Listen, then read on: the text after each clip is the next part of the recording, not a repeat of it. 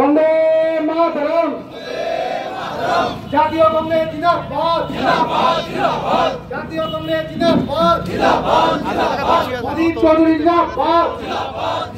আমরা কালো চুলের নেতা চাই। আমার চুল সাদা হচ্ছে, আমিও সরে যাবো, কিন্তু কালো চুলওয়ালাকে জায়গা দিতে চাই। 26শে বিধানসভা ভোটের আগে মুর্শিদাবাদ জেলায় হারানো মাটি শক্ত করতে চাইছে কংগ্রেস।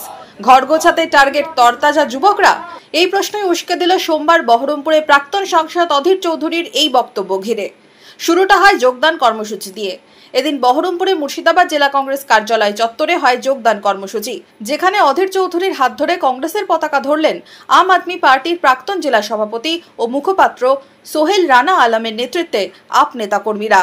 2 বছর ধরে আম আদমি পার্টিতে থাকার পর হঠাৎ কেন অধীরের দলে? আমরা 2 বছর ধরে আম আদমি পার্টি মুর্শিদাবাদের সকলের সদস্য ছিলাম, কিন্তু যখনই আমরা দুর্নীতির বিরুদ্ধে, বিশেষ করে রুলিং পার্টির দুর্নীতির বিরুদ্ধে আমরা লড়াই করতে গেছি, প্রত্যেকবার আমাদেরকে পার্টি থেকে বাধা দেওয়া হয়েছে যে তৃণমূলের দুর্নীতির বিরুদ্ধে কোনো কিছু বলা যাবে না বা কোনো মুভমেন্ট করা যাবে না।